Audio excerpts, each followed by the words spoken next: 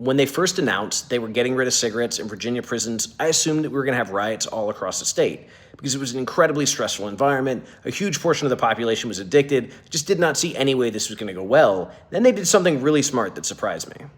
Rather than just having a final enforcement date, they had a final sale date. So you could buy loose tobacco, you could buy rolling papers, you could buy packs of cigarettes, whatever it was you could afford, and guys stocked up on it. They bought hundreds of bags, they bought hundreds of packs, they bought all they could, but then you were allowed to smoke for 3 months. You couldn't buy any more, but you could smoke whatever you had.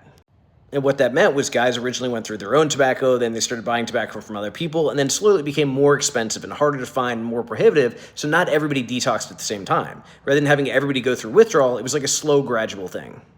Then there was a final smoke-by date, after which if you were caught with tobacco or you were caught smoking, it was contraband or it was a charge. But even with that, they were pretty lax. They knew there was a little bit left. They weren't really worried about it. If they caught you, they'd usually just make you put it out or put it in the toilet. And what this did was avoid a lot of stress and a lot of headache and a lot of bloodshed because not everybody's withdrawing at the same time. Nobody's getting pressure. Everybody's just kind of letting it slide. And all of a sudden you wake up one day and there are just fewer cigarettes in prison. But maybe the funniest part is all it really did was create a big illegal market. Because you used to make money selling drugs or selling cell phones. When they got rid of cigarettes, the most profitable thing to sell was tobacco.